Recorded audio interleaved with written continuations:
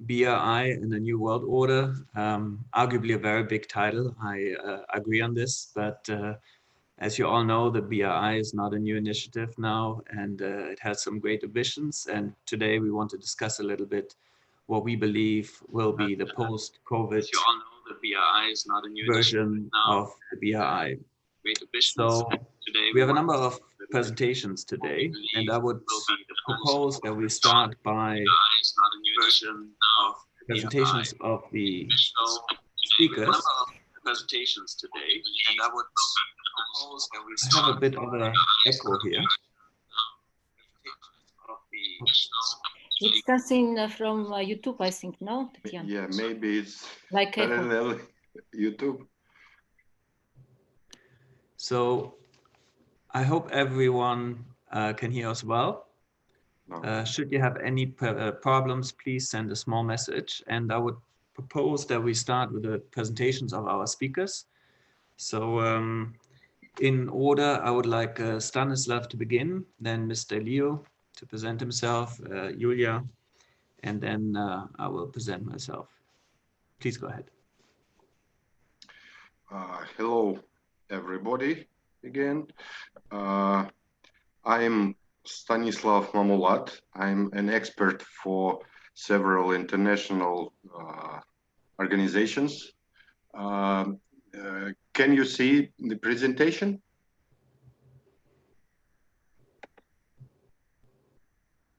Not yet, but let's start with the presentation, with the introductions first, and then we Yes, do the such international organizations like Coordinating Transport Council for CIS countries, also for Belt and Road International Transport Alliance, and let's say some others. So the subject of today's meeting is pretty close to the field of my competences and interests, and I want to explain my vision on the issue of knowledge generation and exchange in frames of Belt and Road Initiative after COVID-19. Thank you very much. Mr. Lee.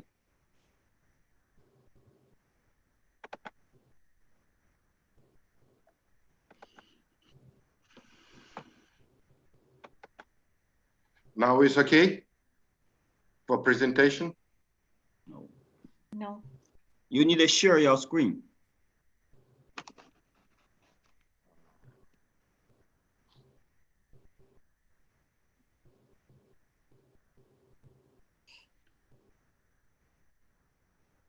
Now?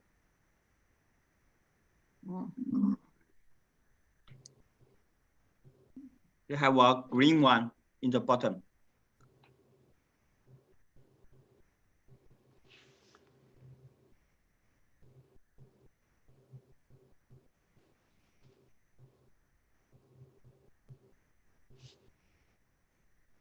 Sorry. If you move your mouse, you should see it. Share screen.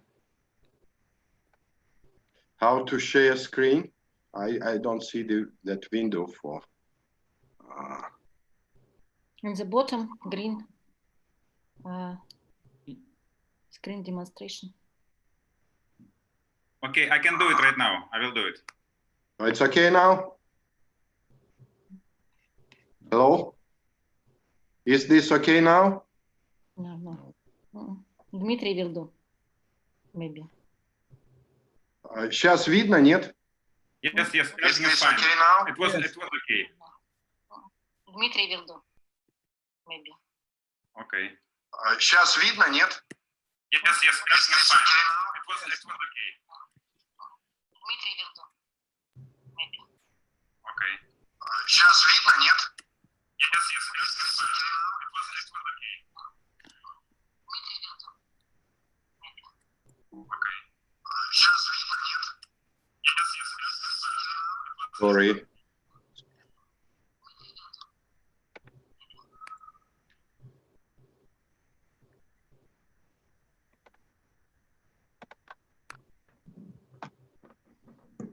Well, if you still need a bit of time, maybe we can move to the second presentation first, and then we maybe take those after that. So, Dr. Liu, maybe you can introduce yourself, and then. Okay. Thank you for the invitation. I will be very glad to present today on the BRI forums. So everybody know we are suffering from the COVID. So today I want to show you how the transportation systems impact by the COVID-19. Let me share my screen.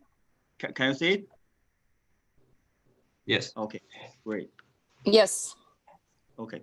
So the topic is when the world start moving. So most of you know we lock down our cities, so people don't move or stay at home. So this is the issues series we are now facing to. And I'm coming from an NGO called the World Resource Institute. We actually are based in Washington, D.C., but I'm from the China office. We are kind of NGO and promote the sustainable development in the several areas. So we have some sub-brands as follow. So first of all, let me show you how the COVID-19 impacts on China's transportation. So you can find in your left figures is from January to the middle of May, almost 3 weeks ago. So they have three kinds of line. The purple line is a congestion of 100 Chinese cities. So you can find during the February, it's quite a difficulty time in China. Almost 60% of the car traffic. Congestion means car traffic. Almost 60% of the car traffic gone. But during the May of the middle of the May, you can find the car traffic is the first one come back. And today, the car traffic is almost 110% as the Euro as 2019. So the car is the first one come back after the lockdown of COVID. And the second one, you can find the subway line is a green line subway line in the 9 major cities in China. So during the early February, the public transportation like metro is only 8% demand as Euro in 2019. But today we are recovered to 70% as a Euro the passenger flow. So it's okay. The public transportation performance is good. Even we are very worried about before, but because of social distance, people don't want to use the public transportation.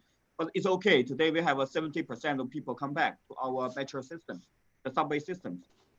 And now the problem is a long distance travel. You can find the black line is a long distance travel.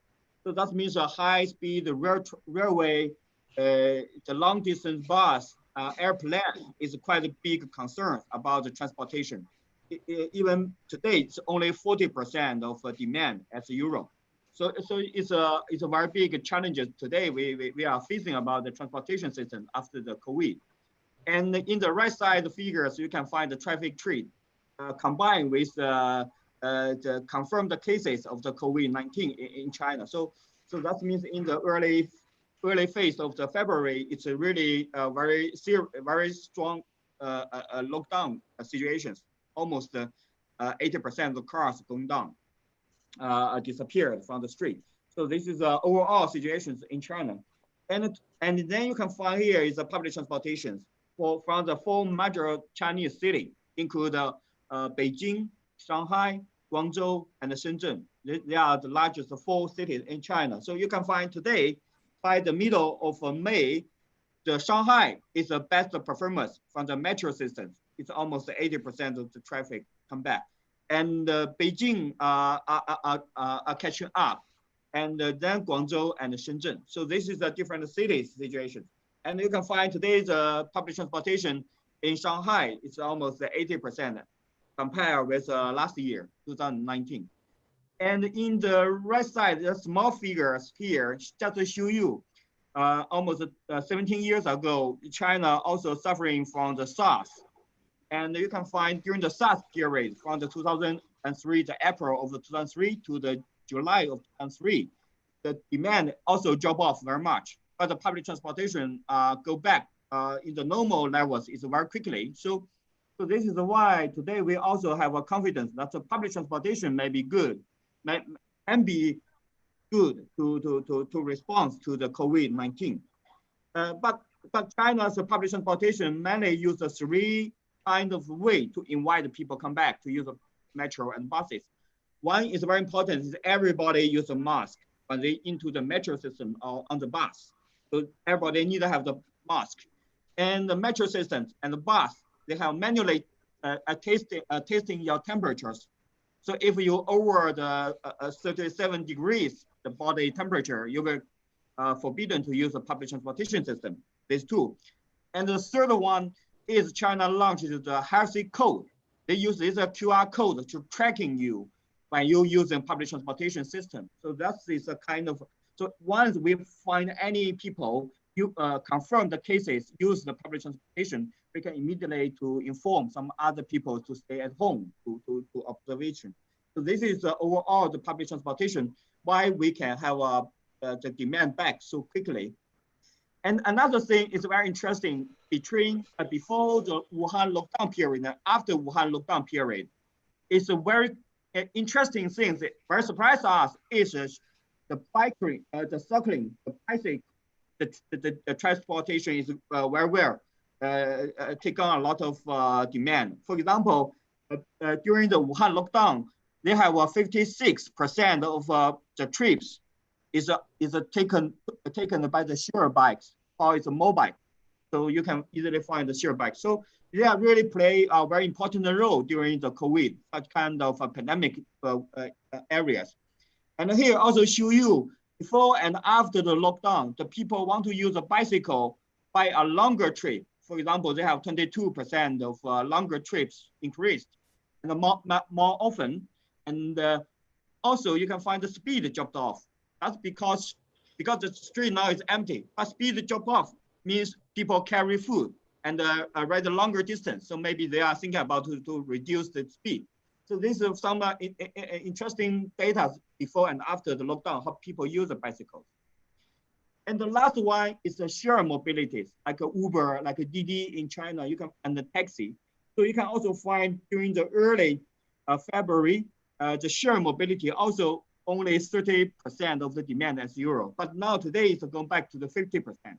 So the car first, bicycle second, and the public transportation is the third.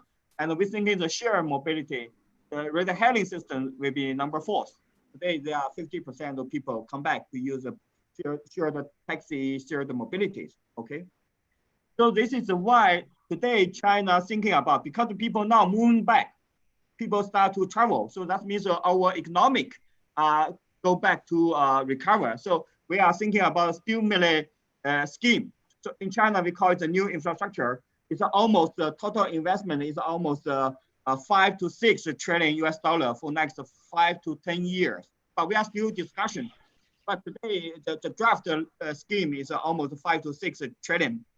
So the new infrastructure scheme are mainly focused on use this information connection of digital platform, include 5G, industrial internet, AI, and the data centers. So this kind of new technology, how to transforming our old infrastructure like the urban rail system, highway systems, and also the EV infrastructure, electricity cars. So how like the charging facilities or e-freight roads. So we want to use these new technologies with the new funding to support upgrade or transforming our existing the infrastructure in the transportation areas. So this is our scheme under discussion now, but I think this will be approved very soon, later this year. And another big issue for China should be, can share with other countries. The lessons from us is the coal consumption at the power plant of China is also go back. So that means we also feel that's a revenge pollution coming back. So during the lockdown period, we really have very good weather, very better quality of the air. But today you can find it's go back again. So you can show here from the satellite. You can find from satellite in the middle of the February. China is really good, but today it's already come back, not coming back. And also in Wuhan, you can find in the right side figures, Wuhan, today's air quality issues is quite similar as 1 year ago in the 2019. So this is means COVID, not everything is bad. COVID actually, at least can give our a better air quality. So this kind of things we need to think about how to make it long terms to exist. So this is we call how we think about revenge the pollutants. So that's all of my presentation. Thank you. Thank you very much. Very good presentation. I hope we can move on now to the second presentation. Stanislav, do you want to try again? Maybe I will be the final one. Okay, maybe. That's fine. Then I give the word to Julia. You introduce yourself, please. Okay. Hello, everybody. I'm Julia Zvarikina. I represent here, firstly, our Institute of WEB, WebRF. We are scientific back office of our big financial institution. And I'm a professor from GIMO University, well known in different countries. Let's go to my presentation. I'd like to present our analysis of perspectives of the BRI infrastructure after virus influction. Maybe next, yeah. What we see as a key point for the Caspian Green infrastructure after COVID-19.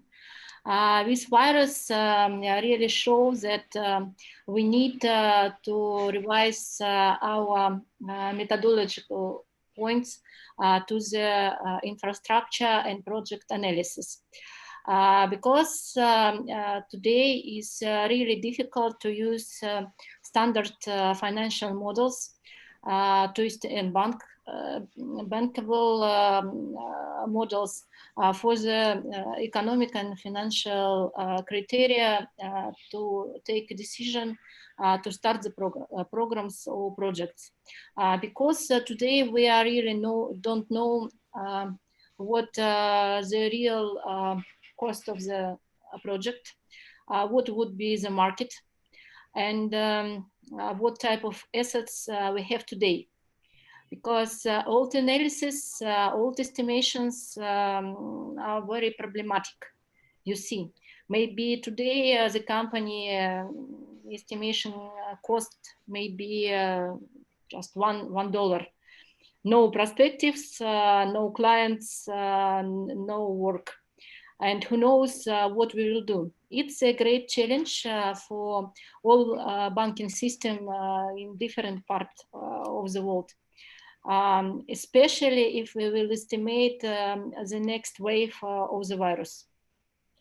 And today we all banks, especially like our Institute of Development, have got this methodological problem how to estimate and who will receive our money.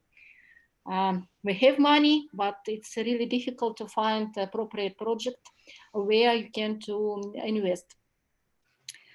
So with discussion and analysis demonstrated that we have a big amount of PPP projects, which especially in infrastructure sphere, which we can realize on principles QII. Intellectual infrastructure, quality and intellectual infrastructure. So let's move closer to the BRI and pardon, the next previous Dmitry. See, let's see which projects I mean to closer to Caspian region and BRI together. First of all, it's a highway, green highway Meridian. Investment costs about 500 billion rubles. And we have inside KAMAZ driverless cars. Sorry for not appropriate words.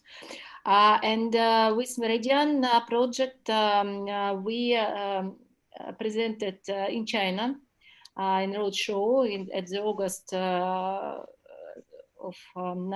2019 in our pipeline for possible communication with Chinese investors. The next one, it's Europe Western China highway. It's about 700 billion rubles. It's not PPP as classical. It's mostly governmental project funding by government. Meridian, which is very important, is 100% private outer road.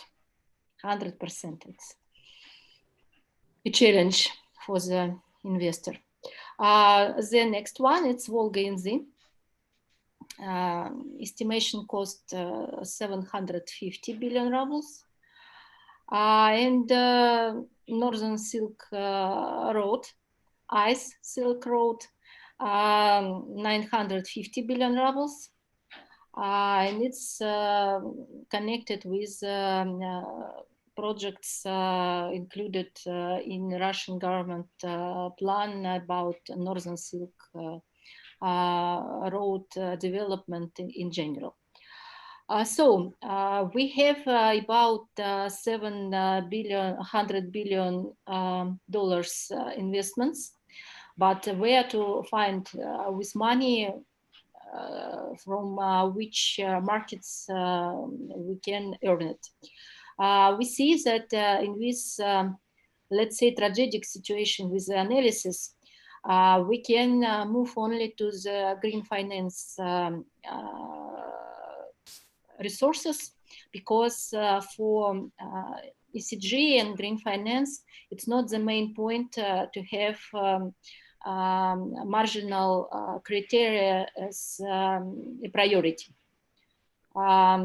So WBRF today, I hope that in some days became a Russian methodological center for the green finance. And we are really ambitious to earn with money from the different markets to develop this project with green money. Okay, next slide. Yeah, thank you. So here you can see, I'd like to discuss now just two of mentioned projects, Volga-NZ and Meridian. Volga-NZ project is really known. It couldn't be a project today. It's a program, an initiative, and it's a good chance to have connection between European inland water system, Russian inland water system, and Chinese water system. It is important because in a classical BRI, with resource of water transport, the most ecological one is not realized yet. The weak point here, a bottleneck, is a Russian water system. Volga, Don, and connection with European water system. So we've got plans today how to develop with следующий.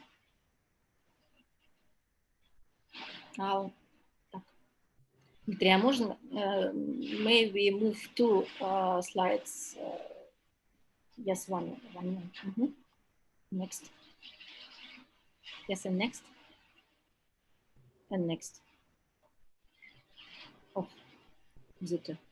Wow. And next one. Yes, thank you. Here you can see the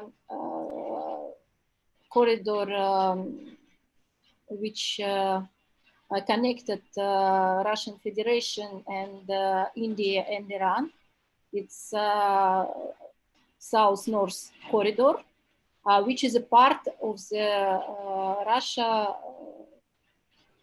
internal water or Russian internal water system is a part of this corridor. This is a possibility to develop standard size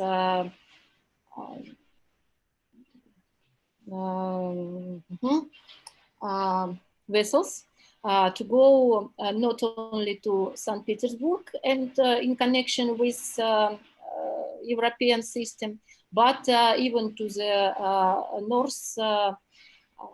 Northern Pass Road, which is a good possibility to have a container circle between China, US, and European Union.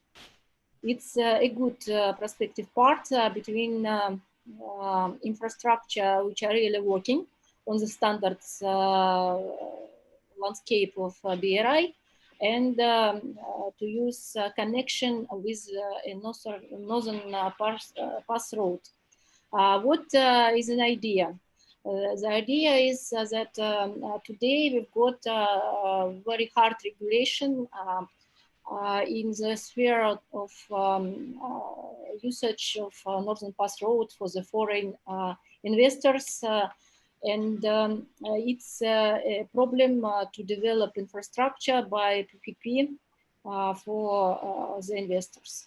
You see that it's not good for the people who are invested money to be in a situation when you have cargo, you've got terminal, but you cannot control transport routes.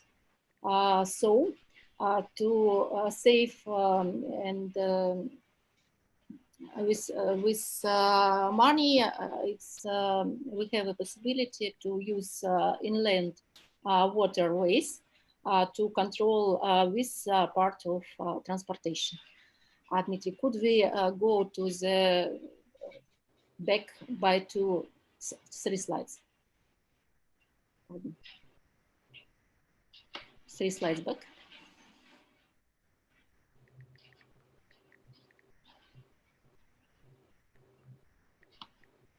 No?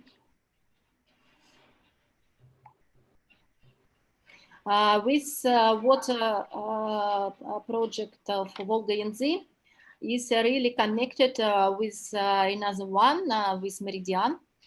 Meridian is a big corridor, about 2,000 kilometers, which connected China, Kazakhstan, Russia to the okay, Kazakhstan, Russia, and Belarus to Europe. Yes. And one. Yeah, thanks. You see with different corridors and Transip, Yazikavich, I mean, and water way to the European ports. So the Europe northern China way is 10 days way for after transportation, 65 days for the sea maritime transport, and 14 days today for the railway. Actually, we announced that it would be 7 days, but in practice, it's still 14. Okay, next. Yeah. And here you see the details about Meridian Autobahn. Its main idea not to come to the big cities. It's a possibility to use just container transportation, and it's possible to use driverless KAMAZ, which are working on LNG. The next slide you see is the next. You see the model. It's really ready. And so we see that with two projects, Volga-NZ and Meridian, can be a good additional points to the BRI, and it can be realized on green principles. So thank you very much. Thank you very much for your contribution. I think very interesting to get a bit of an overview what the infrastructure could look like in the future. Stanislav, are you go last or you go now? What do you prefer? Let's try right now. Maybe Dmitry will help me if I will not have success.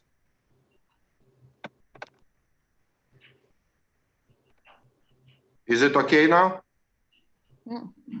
Hello, can you see? We see you. Okay, Dmitry, could you help? Okay, in this case, later. Ulf, maybe you will. Okay, in that case, I take over. Let me quickly introduce myself. My name is Ulf Richter. I'm originally from Germany. I've been living in China for about 8 years now. And I've been working as a professor in different institutions, including University of Nottingham and Tongji University in Shanghai. I've been part of the BRITA initiative for quite some time now. And today I would like to talk about the building a digital Silk Road in a post-COVID-19 world. Now, can you see my screen? Not yet, I guess, so I have to share my screen. Let me share it, and now it should be okay. Can you see it? Yes. Okay, so then let me discuss this topic a little bit. I'm quite interested to see what will happen after the whole COVID crisis will calm down. I mean, we already saw in the first presentation by Dr. Liu that China has pretty much resumed its work. You can see that from many different indicators, manufacturing, but also transportation. So what I'm particularly interested in is how China is going to develop its own footprint in the digital realm, and using the Belt and Road Initiative to basically deploy its own technology. As we all know, the US and China are currently in somewhat of a tech war. The US government is trying to decouple the US economy or Western economies in general from China, while China is itself saying this is wrong. We should rather try to integrate as much as we can. And interestingly, Europe is a little bit in the middle. There was an article today in the China Daily about Europe as a kind of a middleman between the two big powers, trying to maybe, let's say, mediate a bit in this situation. Now, that is a little bit from the global perspective what is happening, but there's also a very clear interest of Chinese firms or the Chinese government to build infrastructure along the Belt and Road that will be modeled according to its own interests, and many have argued that in sectors like power, in sectors like transportation, but also the digital infrastructure led by large companies like Huawei or Alibaba, China is advancing very fast along the Belt and Road the Belt and Road countries. Yes. So this was this particular slide that you see here. I took it from the Mercator Institute in Germany that kind of monitors what China is doing. And what can be seen is that China has been financing a lot of large-scale infrastructure in the that would focus on network equipment, on network data centers in places like Kenya, Zambia. Pakistan is a big place for investment, and of course the idea is not only to deploy hardware and infrastructure, but eventually also to be able to use that data highway to trade, to exchange data, and to also potentially exchange digital goods and services. Now, another phenomenon, this slide arguably is a little bit older already. It's from 2016, but it indicates quite well what's happening. China is investing very heavily into a number of sectors, and some argue in fintech, for instance, it is leading with its large companies like Alibaba and Tencent, of course. But also in other sectors, it is in autonomous driving, virtual reality, AI, robotics, it is number 2. And as such, basically it needs the Belt and Road Initiative also to deploy some of its technology and be able to not just use its own market, but eventually be able to compete with mainly the United States. So when this slide is from 2017-18, I had one for 2019, which is not exactly the same, but what can be seen as the 2 big tech hubs in the world today are, of course, the United States, but China has been catching up very quickly. And what we all know, what we have seen in this last half a year, when COVID hit first China and then the Western countries, and then it spread into other areas of the world, ironically, the biggest winners were the tech companies. And you probably saw that recently when it was announced in the United States that a lot of the big package of basically the quantitative easing that might happen, most of the institutional investors and the traditional investors would invest into what exactly technology. On the other side, the US government has been announcing that they would want Chinese firms to basically move out of the United States, so delist them from the US stock exchange, and that would mean they come back to Asia, places like Singapore, Hong Kong, Shenzhen, maybe Shanghai. So why am I mentioning this here? Because where will they go? Originally, many of these companies were quite keen on the US market, but of course now they need other markets to explore. So the Belt and Road Initiative will become much more important to them. I'm particularly interested in blockchain as an interesting technology, and there's a lot of blockchain initiatives that target the Belt and Road Initiative, and that's where also, given that we are in the transportation sector, this is one of the sectors which is of course quite interesting. By increasing transparency, by increasing the traceability of goods along the Belt and Road, in particular in countries that are maybe typically perceived as a bit more complicated, or maybe lack of good governance, lack of strong institutions, rule of law. So technologies that help to increase the traceability of goods and also the way of smart contracts, for instance, will help to make this space much easier to be explored. So in particular in transport, I mean, these are initiatives, they're not from China, they are from Western countries, but there's quite a number of initiatives that target the logistics sector to help trace goods. But you can see it across sectors. You can see it in, for instance, in energy trading. Sinochem has a big initiative. You can see it in shipment, in container shipment. You can see it that many of the ports are now testing blockchain solutions in order to increase supply chain security and also to facilitate trade finance. So in the Belt and Road Initiative, this has a very important aspect. As you probably know, China invested a lot of money into many countries around the world, places like Pakistan, also Russia, of course, and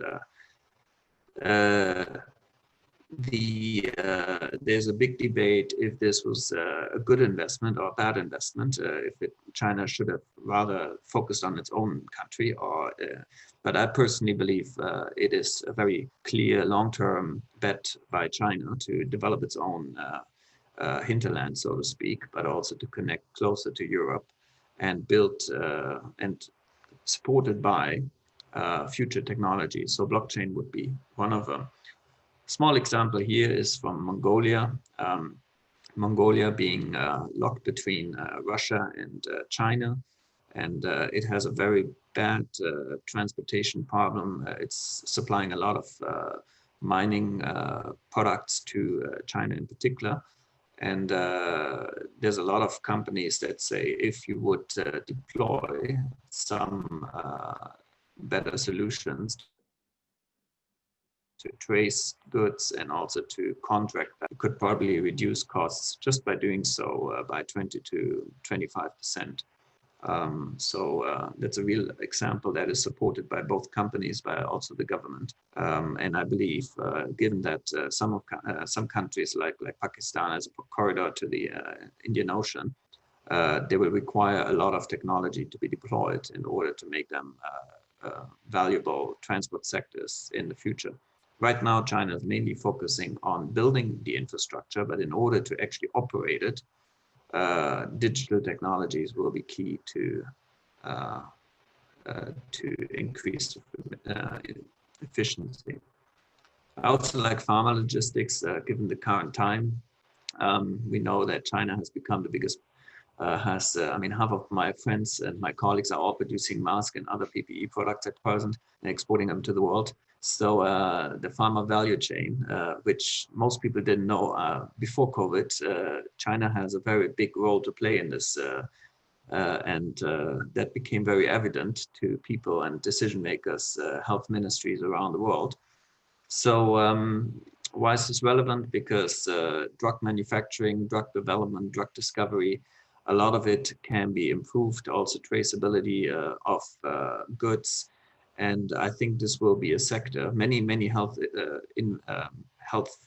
ministries have announced that they will invest much more money, dedicate much more resources, not just money, of course, also people, knowledge, institutions, to developing their health supply chains. And I think the Belt and Road Initiative will be connected very strongly to this in the near future. I think China will be quite interested in deploying its own manufacturing capacity along this in this sector. So here are a couple of last thoughts for my short presentation. I believe the 21st century is the Asian century. I think it's the century of it's the digital century. So, and also it will be dominated by a number of business models that we've already seen, platform businesses, unicorns. Most of them are located in the United States and China by today. Of course, in Europe, we have a big hope that we will also have our share. We will probably see other countries emerging. India would be a good bet for that. But it is, quite honestly speaking, it's an interesting space to watch, because the Belt and Road Initiative combined with the deployment of technology will be very interesting place to watch what will be happening. Secondly, we have seen during the COVID crisis that most countries, they would basically, most regions even, so to speak, you could see that in Europe, suddenly nobody talked about the European Union anymore. Everyone was concerned about its own nation state, the own borders, protect the borders. And there was, until today, there's a lot of stories around the world. So the question remains, is an initiative like the Belt and Road Initiative capable of overcoming some of those reflexes, in particular in times of crisis? And then a second question that is directly linked to it, how would wealth be distributed? One of the major critiques that China received in the past was that most of the projects and most of the initiatives would be run by Chinese companies. I think China has understood that by now and is looking for alternatives how to operate it. But because in the beginning it was mainly focusing on pushing the initiative as fast and as quickly as possible, it was relying to a large extent on its own resources and on its own companies and institutions. Yet, in order to make it last, it has to be an equitable and a win-win kind of cooperation. I'm personally also, as a good European, we care a lot about privacy, about data and information. We all know that there's different approaches in different countries and regions in the world. I do believe there's quite a bit of a fundamental, well, I would say there would have to be a dialogue. What is the right way to go? More digitalization typically does mean that we can control our people more and we have more information about what they're doing. So test is, this is here the point, what is spooky in this environment? So what do we not want to see, right? Anyways, I would skip the next, next point, but I think the social stress, we've seen a lot of really weird things happening in the last couple of weeks and couple of months across the world. Some things we would have never imagined, like violent protests and soldiers in front of the White House. But I believe that this kind of initiatives, they do create a lot of change, and we will have to be smart about how we handle this, and also how we, more connection also means more exchange, but it also means that there's more conflict, potential conflict that can be to be expected. So I think as decision makers, as scholars, as thinkers, we have to be aware what potential risks we are facing. Okay, thank you very much. I think that was my short presentation to today's topic. And if you have questions, please feel free to ask. So thank you very much. And I would like to now hand over to my friend and colleague, Stanislav. Thank you. And Dmitry, could you help, or only my chance?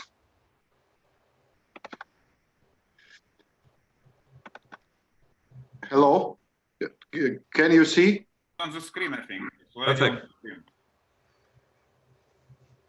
You see? I'm sorry. Yes. Oh, okay, good. So I will be very briefly come through presentation. So I want to show some, let's say, ideas about the COVID challenges of BRI, which became more clear after COVID, and exactly for two issues for transportation corridors, let's say services or development, and also scientific and R&D collaborations, what could be helpful and necessary in the nearest time. So, from my point of view, the main directions for such jobs and scientific and engineering developments are sanitary safety control. Of course, others details like veterinary and all those stuffs, but just to see the, let's say, fields of application of that, those technologies, those methods are pretty long. Cabs of cars, railways, cars, airplanes, transportation buildings. So I will not read, everybody could see. Second direction is how to provide transferability of new kinds of cars and driving support systems, because there are different standards, different approaches, but anyway, we want to build the, let's say, mutual common Belt and Road. It should be standardized and from the beginning should be developed on the, let's say, transferable or maybe at one basis. So control of and planning of maintenance and logistics operations, just because of, for example, that highway Hamburg-Beijing will come through at least 4 countries' borders. So without control and again, sanitary control, safety control, it's mostly impossible or unfeasible. And then new methods and systems for risks management, risks forecasting and other stuff, which could be provided, and controlling also could be provided by new digital, let's say, systems. And that will be, of course, very, very important for green finance, what Yulia has said. And all those challenges will need, let's say, the full cycle of scientific technical works, jobs. It's new studies, developments of new standards, developments of platforms to exchange knowledge, standards, data, and also developing new, maybe legal, international approaches, documents, contracts, international agreements for financing and managing of those new, let's say, green finance, for example, investments. Now, briefly, by several those directions. Of course, there are already developed a lot of medical control systems, like I know the very, very great and huge Huawei system for face control for transportation, railway stations, airports, and other stuff. But also there are a lot of, let's say, medical and anti-epidemiology methods equipment and medicines for, let's say, control of sanitary risks and epidemic risks, like aerosol systems and other stuff. And exactly this case, already I was impressed very much. Already there is more than 20 institutions, international consortium for new technologies of sanitary. And they have very interesting developments. Hope in the nearest future they will inform us and the world. Second issue, the digital control and servicing of transportation. Exactly that project what Yulia has mentioned. Exactly for Meridian, for example, with driverless cars, better say connected cars. There are already has pretty much decided making a decision to provide dedicated lane with Meridian for driverless cars traffic.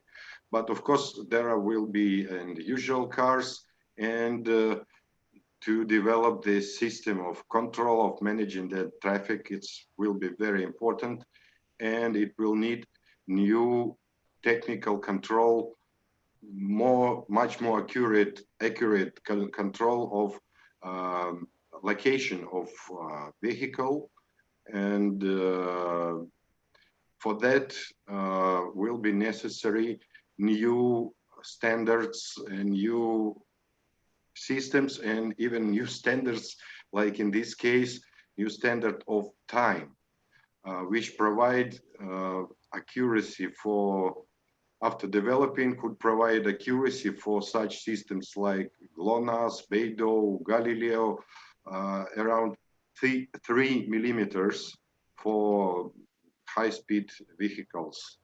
And this case will change totally will change the opportunity for driverless cars, trucks, security. Another digital approach application is exactly what Ulf has mentioned, blockchain for servicing of, first of all, for tourism. Now is developing the project for mostly, for the start, it's for Volga region, which provide to tourists, to fishermen, and also for cargo, opportunity to arrange necessary services like yacht parking or loading or feeding at the water system, for example, of Volga. Next issue is the cooperation and collaborations projects for the exactly scientific cooperation. There are several programs under the Ministries of Transport of Russia and China, and under the Ministry of Science and Technology and Higher Education in Russia. And one of them is exactly now at the start. This is a program for cooperation Russian and Chinese universities, and China's side moving on quicker. 15 June there should be already deadline for application.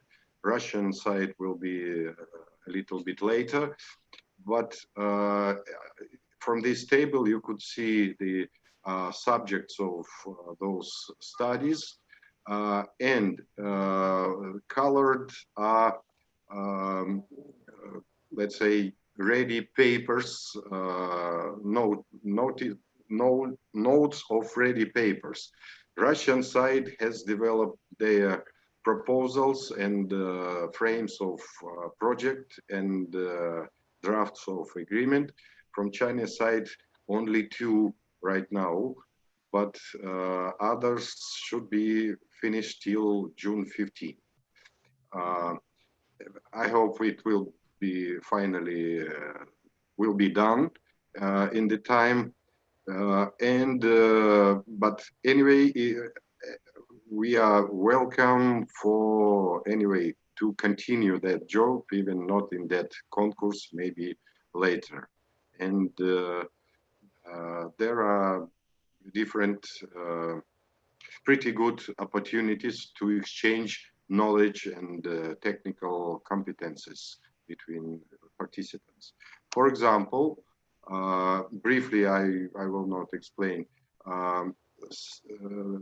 project or technology, what we have, what I explained yesterday meeting, it is now prepared for joint research project by Engineering Center of Russian University of Economics of Plekhanov.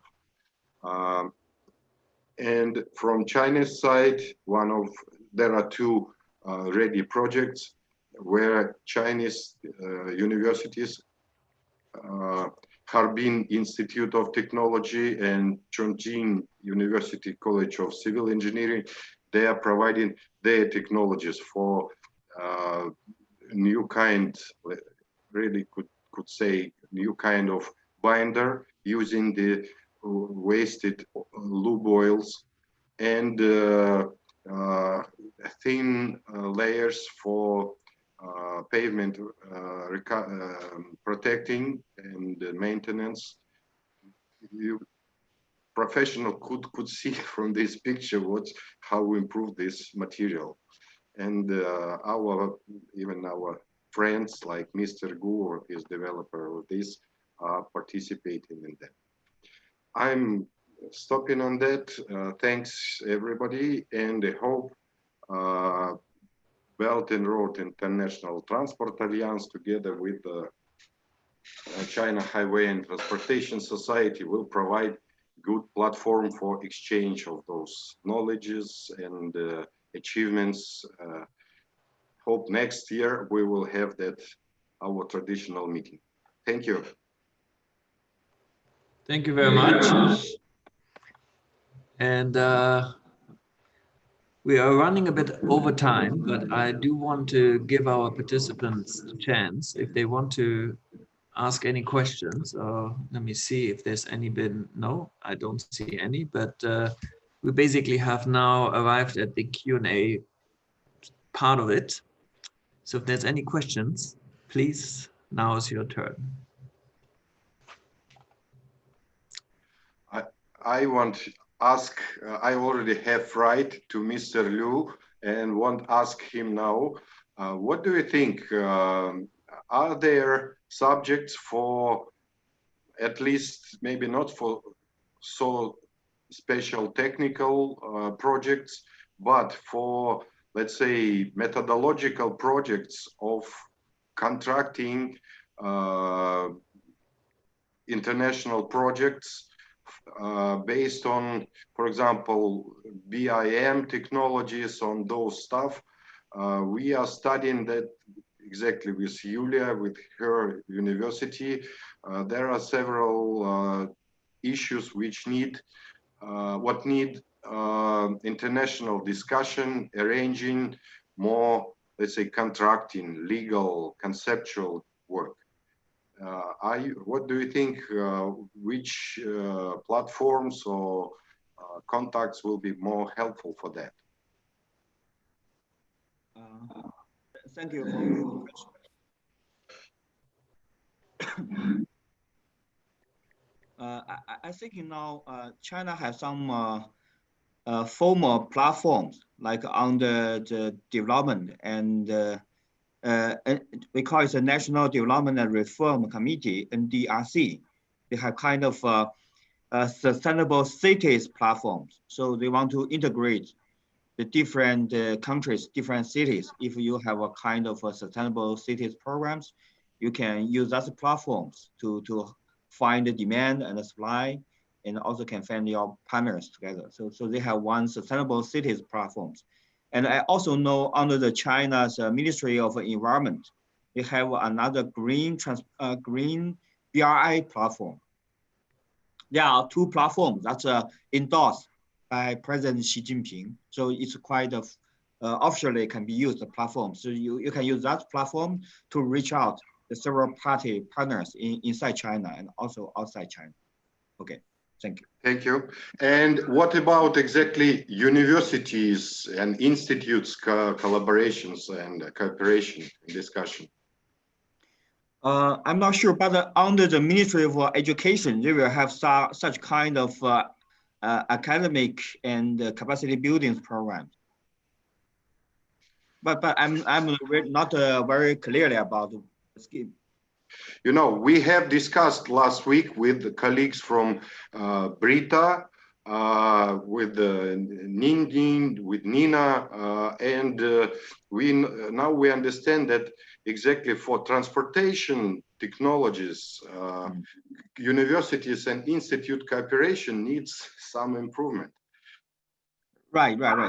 So China today, they have a huge discussion about how to work on the BRI initiatives. For example, before we are very simply thinking just the infrastructure investment will be very powerful to drive the BRI move forward.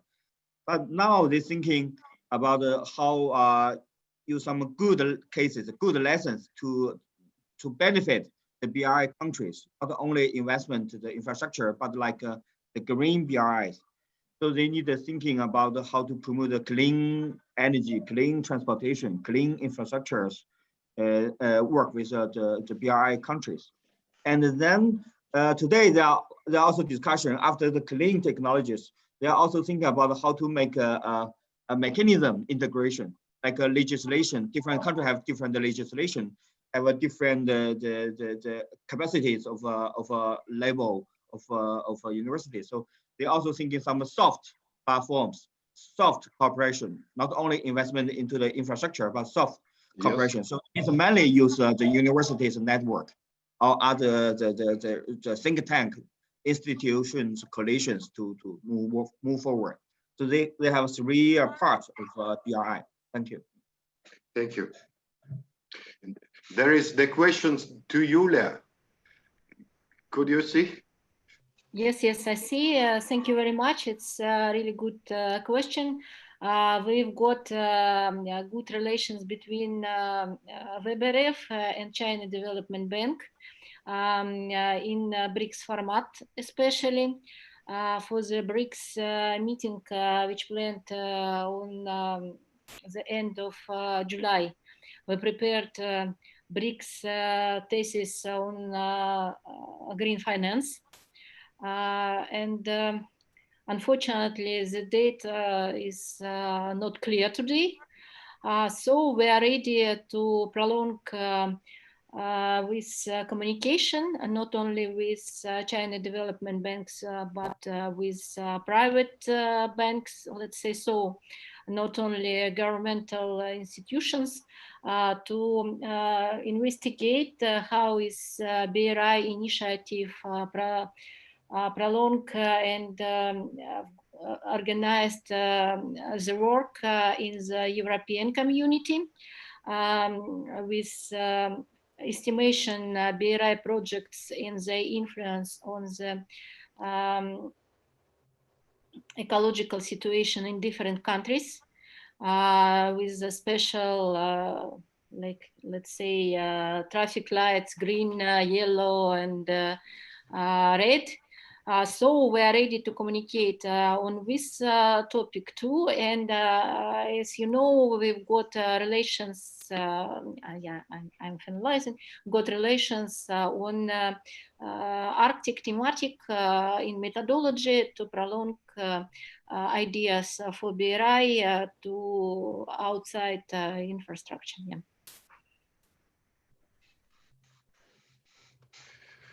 Ulf, can I ask you? I'm sorry for my activity, but you know, briefly explain what is the current position of European finance and European business circles about BRI? Is it changed, or is it more positive or more negative? Look, this is a very contested issue in Europe, but I think the position of, in particular, Germany is very clear. And that is, we do strongly believe that this is the Asian century. We may have been not so happy about how China handled some part of the COVID crisis, but we also made a very clear statement that we are committed to China and we are committed to what China is trying to achieve. So as such, and this was a very big discussion recently, because the US is trying to push Germany to decouple as well. And Germany said, we are not going to do that. The future is Asian. The future is not the United States. Of course, the United States is a big country as well. But we believe that what we do believe is we need to get more chances to engage. And also to basically be involved in high-level discussions on how to improve the cooperation between Europe, in particular, we as Germany as a big country, but Europe in general. And because, you know, there's some issues over the China going for Eastern European countries instead of talking to the European Union as a whole. But we also acknowledge that we've been a bit slow in responding to China's initiative. And as such, overall, we believe this is the right thing to do. So I hope you understand what I'm trying to say. China is very, very important to us. And we do believe that China is going the right way. We do believe that there's still a lot to do. Reform, opening up, all these topics. And, you know, we just went through the 2 sessions and Europe listened very closely what China is saying. And I think we are getting the right message. We understand that not everything's perfect in China, not everything's perfect in Europe. We had big problems ourselves with our healthcare systems, which showed some of the weaknesses in our own institutions. But I think over time we can fix these problems as long as we keep the dialogue open. Yeah. Thank you. Okay. If there's no other questions from our participants and from our speakers, I would then consider this a very interesting session. Different perspectives, different sectors. Thank you very much for participating. And I hope you all stay safe wherever you are. And next time, I hope we can meet in person and have a beer, as we say in Germany. We drink a beer at the end. So thank you very much, and bye-bye. Thank you very much. Bye. Thank you so much. Thank you. Thank you. Bye. Bye. Thank you. Bye-bye. Have a good day.